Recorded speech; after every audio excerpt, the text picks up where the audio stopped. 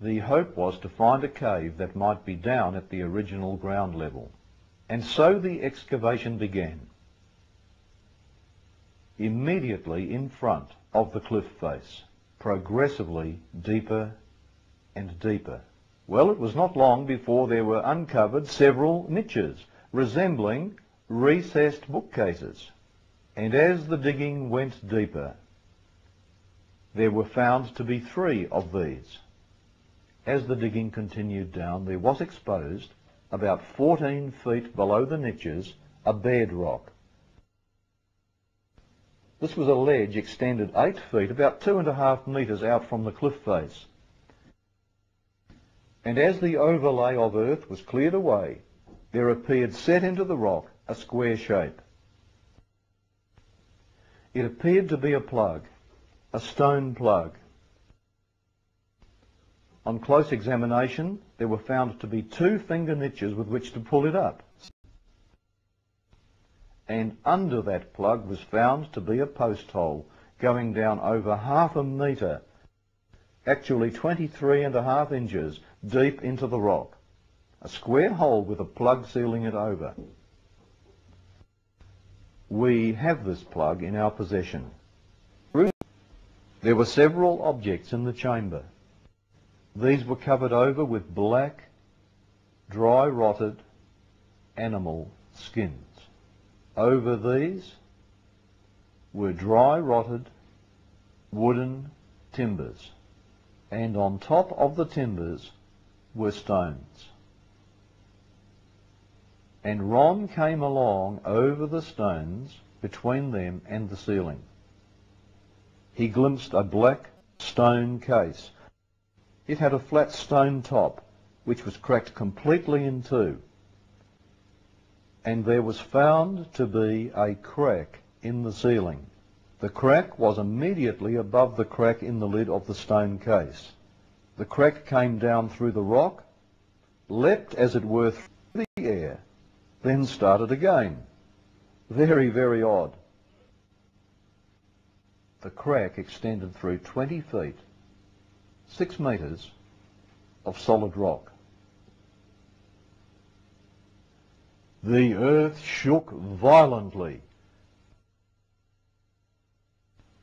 At the moment of Jesus' death, the rock was torn open, and the blood came down out of his side, down past his legs, down over his feet.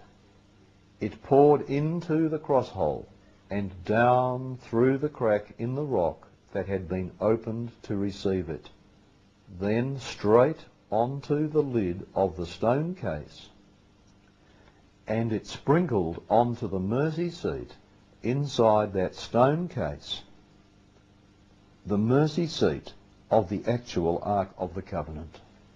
And how do we know that? Because the crack has been closely examined, and it shows copious amounts of blood having flowed down into it. It's still there, and it's human blood. Picking up passengers from coast to coast. Faith is the key. Open the doors and board them. Don't need no ticket. You just thank the Lord. Yeah. One love, one heart. Let's get together and feel alright. Everybody sing it. One love, one heart. Let's get together and feel alright. Let's get together and feel alright. Let's get together and feel alright.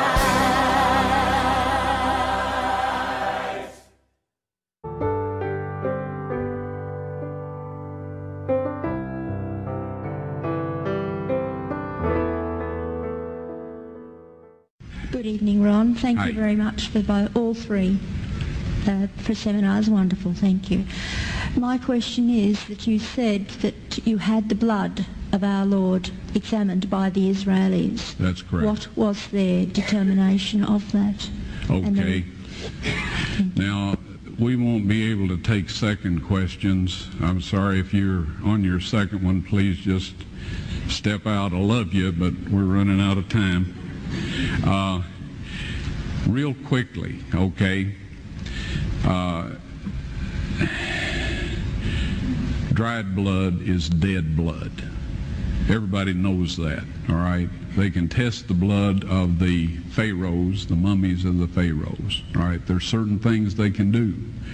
They cannot get a chromosome count by any method I'm familiar with, all right? Things keep changing. I don't profess to know everything. However, there's no way I know that you can get a chromosome count out of dead blood. You can get a DNA and some other things, but not a chromosome count, all right? That's done by living white blood cells. Now then, first of all, in this analysis, I took the blood into a laboratory in Israel. I asked one of the people I work with in antiquities, where is a good laboratory that does reliable work? And they said, such and such, such and such. I took it. I just said, please examine this blood and tell me what you can tell me about it. All right? They said, well, look, we're going to reconstitute it. We're going to put it in normal saline and keep it at body temperature for 72 hours with gentle swirling. All right, that's their business. That's great. I said, now I want to be there when you check it out. They said, fine. So I was back. They checked it out. I said, now, they said it's human blood. We can tell that. They did whatever tests they need to do. And then I said, take some of the white blood cells and put them in a growth medium and keep them at body temperature for 48 hours. And they said, well, that'll do no good because it's dead blood. I said, would you please do that for me? And they said, okay, we'll do it. So anyway, I said, I want to be there when you take it out and examine it. So I was back there. They took it out, examined it under a microscope, and the one technician called the other one over there, and then they called the boss over there, and they were talking Hebrew a mile a minute there for a little bit, and they looked at me and they said, Mr. Wyatt, this human blood only has 24 chromosomes in it. Everybody else has 46. You see, 23 from your mother, 23 from your father, 22 autosomes from your mother, 22 autosomes from your father. You get an X from your mother, you may get an X or a Y from your father, all right? This blood had 23 chromosomes from the mother's side, one Y chromosome only. You see, the child could not have developed if they hadn't had the autosomes from the mother. So all of his physical characteristics were determined by his mother's side of the family, her autosomes. His maleness was determined by this one Y that came from a source, not a human male. Then they said, this blood is alive. And then they said, whose blood is this?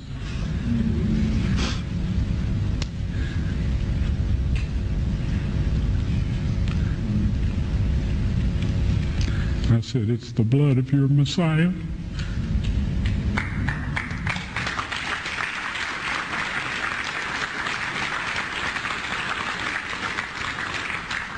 And I assure you those men's lives have changed.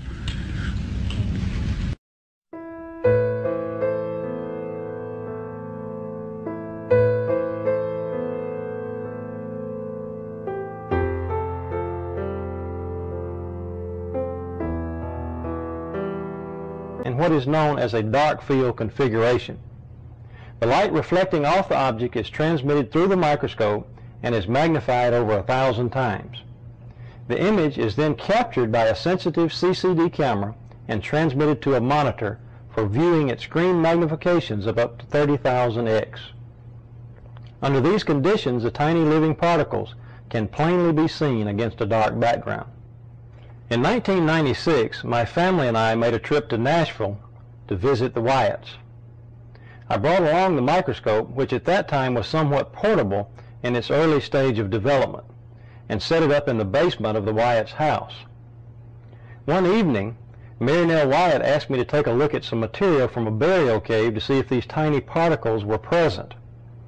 Without my knowledge, one of the samples was actually the blood sample that Ron had taken from the Ark of the Covenant dig. The sample was placed under the microscope, and as the specimen began to come into focus, thousands of tiny particles, somatids if you will, became plainly visible.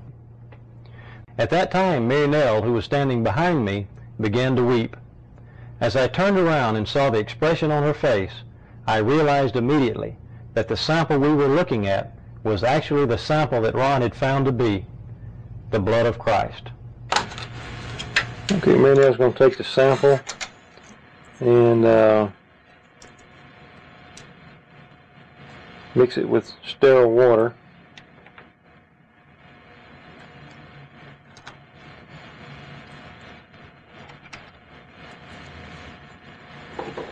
And a test tube there that we've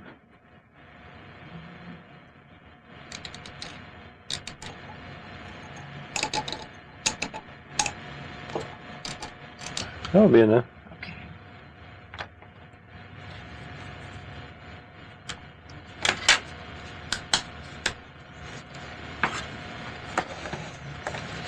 And she's going to take some sterile water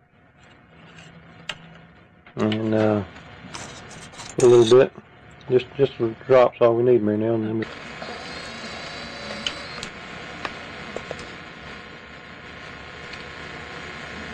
Okay, so now that we've got the sample on the slide, we'll go ahead and focus into the sample and see what comes up on the screen here.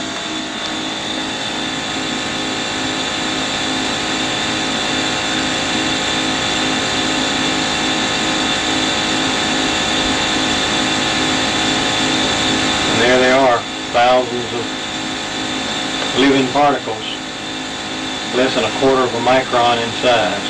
The spores are maybe a half micron, and but most of those little particles that you're looking at is 17,000 x magnified on the screen 17,000 times. You know, in the Bible it tells us that the life is in the blood, and there's little living particles that most people are unaware that are there.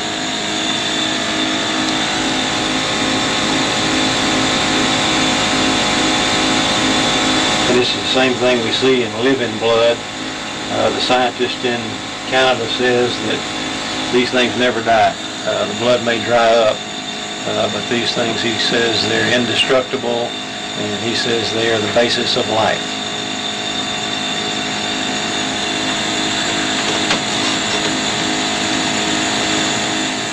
The results we obtained in no way can be said to be proof that the specimen was the blood of Christ, but based on the location from which the specimen came, we believe it was what Ron believed it was.